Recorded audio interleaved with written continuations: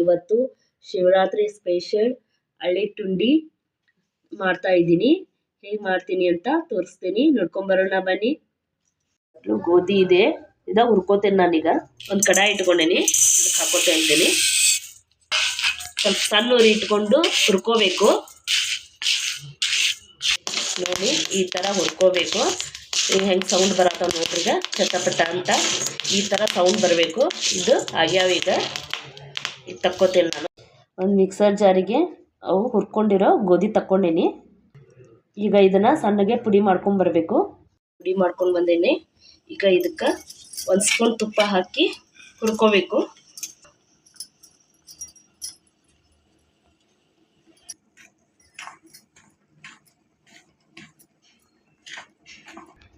ಈಗ ಸಣ್ಣ ಉರಿ ಇಟ್ಕೊಂಡು ಹುರ್ಕೋಬೇಕು ಇದನ್ನು.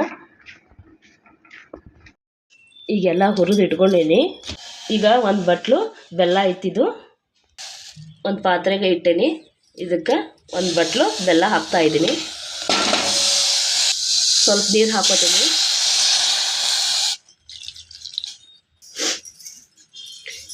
ಈಗ ಇದು ಬೆಲ್ಲ ಕರಗಬೇಕು. ಈ ಕರಗೋವರೆಗೂ ಕುದಿಸ್ತೀನಿ. ಕರಗಿಸ್ಕೊಂಡೆ ನಾನು. ಈ ಹಿಟ್ಟಿಗೆ ಇದನ್ನು ಸೋಸ್ಕೊಂಡು ಹಾಕೋಬೇಕು. ಏನಾದ್ರು ಕಸ ಇದ್ರೂ ಈ ಸಾರಿಗೆ ಒಳಗೆ ಬರ್ತೈತಿ.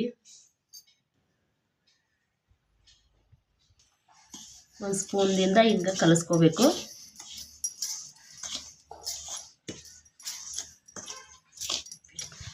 ಈ ಕೊಬ್ಬರಿ ಇದನ್ನ ಹಾಕೋತಾ ಇದ್ದೀನಿ. ಹೆರ್ಚಿಟ್ಕೊಂಡಿರೋ ಕೊಬ್ಬರಿ ಇದನ್ನ ಹಾಕೋತಾ ಇದ್ದೀನಿ. ಗೋಡಂಬಿ ಕಟ್ ಮಾಡಿ ಇಟ್ಕೊಂಡೇನಿ. ಇದು ಆಪ್ಷನಲ್, ಬೇಕಂದ್ರೆ ಹಾಕೋಬೋದು, ಬೇಡ ಅಂದರೆ ಸ್ಕಿಪ್ ಮಾಡ್ಕೋಬೋದು. ಇದು ಹಾಕೋತಾ ಇದ್ದೀನಿ.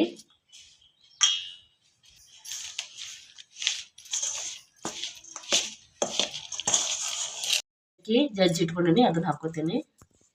ಸ್ವಲ್ಪ ಕಸಕಸಿ ಹಾಕೋತೀನಿ. ಈಗ ಚೆನ್ನಾಗಿ ನಾದ್ಕೋತೀನಿ ಇದನ್ನು. ನೋಡಿ ಈ ಥರ ಆಗೈತಿ. ಇದು ಒಂದು ಉಳ್ಳಿ ತೊಗೊಂಡು ಈಗ ಉಂಡೆ ಮಾಡ್ಕೋತಾ ಇದ್ದೀನಿ.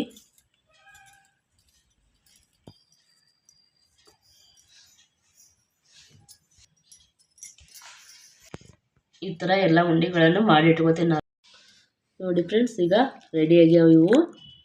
ಇದಕ್ಕೆ ಹಳ್ಳಿ ತುಂಡಿನೂ ಅಂತಾರೆ, ತಂಬಿಟ್ಟು ಅಂತಾರೆ. ನೋಡಿ ಈ ಥರ ಬಂದಿವೆ. ಈ ಥರ ನೀವು ಒಂದ್ಸರಿ ಮನೆಯಲ್ಲಿ ಟ್ರೈ ಮಾಡಿ ನೋಡಿ. ಹೇಗೆ ಬಂತು ಅಂತ ಕಮೆಂಟ್ ಮೂಲಕ ತಿಳಿಸಿ. ಬಾಯ್.